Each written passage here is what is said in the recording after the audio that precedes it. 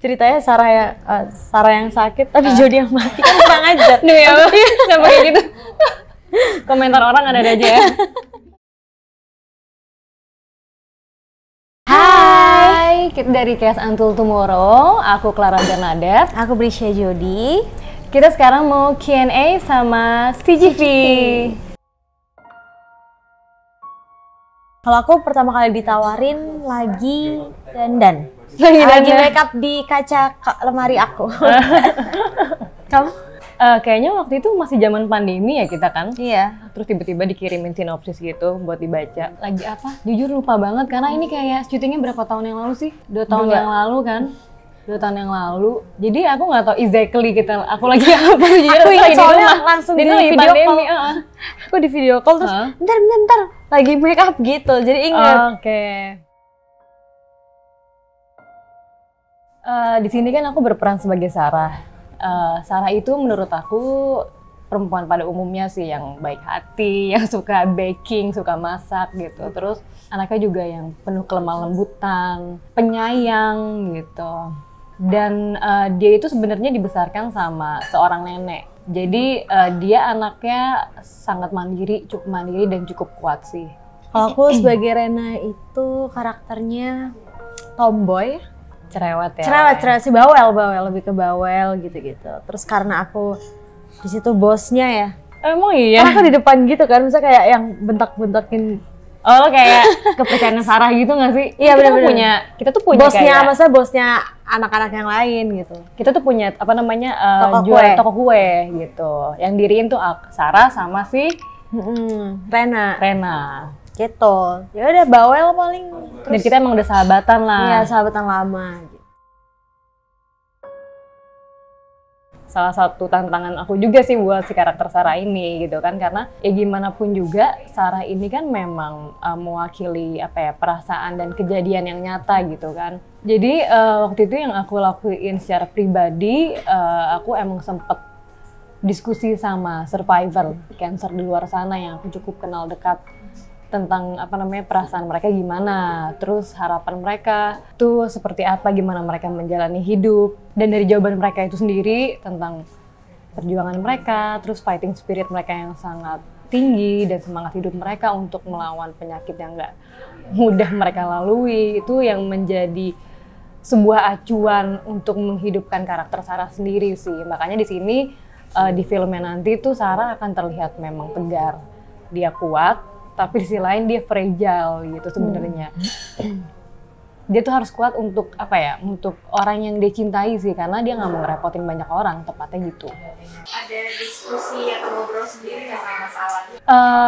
Sejujurnya enggak, aku belum pernah dapat waktu yang pas untuk berdiskusi sama Mas Alan, karena sebenarnya ini kan bukan film autobiografi ya, bukan biografi kehidupan dia. Ini kayak kita memang mengangkat salah satu kejadian dari banyak kejadian di luar sana tentang perjuangan cinta inilah, perjuangan cinta yang pernah dialami oleh banyak orang di luar sana. Kita begitu 1 hari lagi ya? Ini judulnya sehari lagi. Begitu 1 hari lagi, bisa diganti nggak sih? Harusnya judul lo lagunya sampai besok. Iya, tomorrow. Karena kita udah rilis duluan. Karena emang ini lagu bukan diciptakan khusus untuk filmnya, jadi lagunya dulu udah pernah aku ciptain. Seminggu kemudian baru dapat tawaran film yang ternyata relate banget sama lirik lagu yang aku bikin gitu. Jadi nggak spesial buat Until Tomorrow ya? Hah? Jadi nggak spesial buat Until Tomorrow? Spesial banget. Spesial banget. Karena spesialnya karena udah takdir ya, lebih ke takdir, jodoh. Lebih ke jodoh ya. Lebih ke jodoh. Alam gitu. mempertemukan ya. Iya. Terus kenapa Until Tomorrow? Itu tuh kata-kata yang suka Sarah ucapin ke pasangannya, yaitu Haka. Haka itu diperanin sama Deva Mahendra. Jadi tuh dia suka ngomong kayak gini ke Haka. I love you until tomorrow. Di dialognya nanti, di filmnya nanti lah kalau kalian ntar nonton. Nah sebenarnya dari aku pribadi gitu, untuk karakter itu kenapa mengucapkan until tomorrow, I love you until tomorrow, karena menurut aku until tomorrow itu tuh bisa dibilang kayak sebuah harapan. Kita melangkah setiap harinya penuh dengan semangat, penuh dengan cinta, dan untuk selalu memberikan diri kita yang terbaik setiap harinya gitu. Untuk menjalani hari itu penuh dengan maksimal sih sebenarnya. Makanya dia suka ngucapin itu. Oke. Ya, gitu.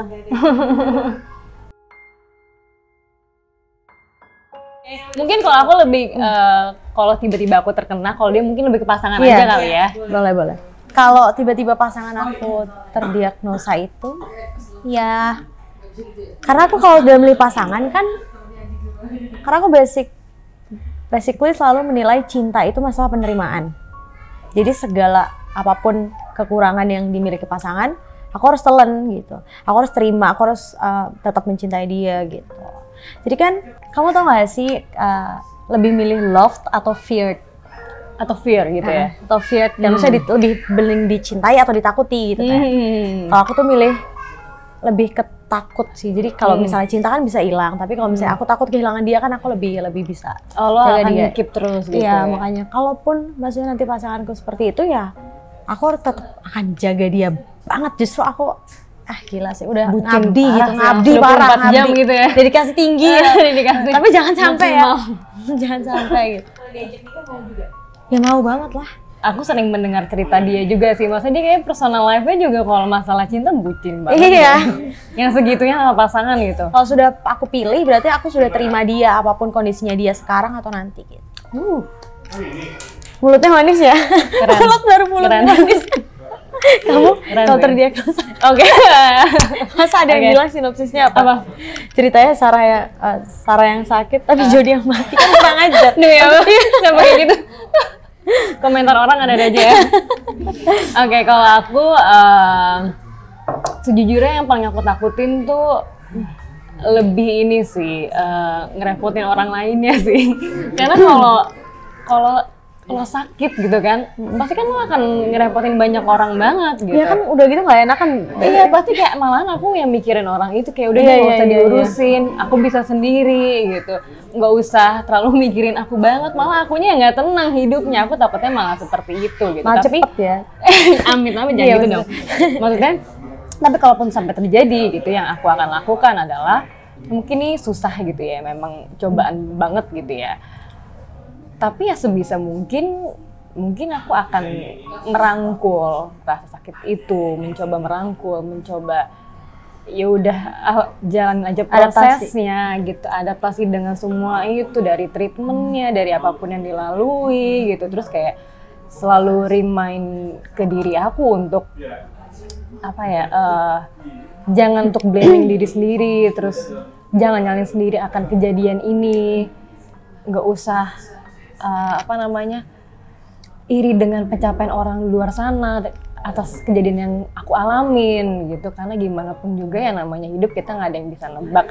Dan aku selalu percaya gitu ya, aku selalu percaya bahwa apapun yang kita terima, masalah apapun yang kita jalanin tuh pasti somehow itu nggak melebihi kekuatan kita nggak sih? Iya, itu udah pasti sih. Dan damai sih dengan diri sendiri sebenarnya. Iya itu, harus terima juga Iya, kan. Dan kalau menurut aku tuh lebih sakit ditinggal daripada meninggalkan. Iya. Yang ditinggal itu krenyes itu bisa-bisa karena lo jatuhnya itu lo orang yang lo cintai banget, harapan lo mungkin di dia gitu ya. Terus tiba-tiba harapan itu sirna, hilang kan, kayak ada momentum untuk lo bangkit lagi kembali kan. Jadi sama-sama gak enak sebenarnya. Iya, sama-sama gak enak.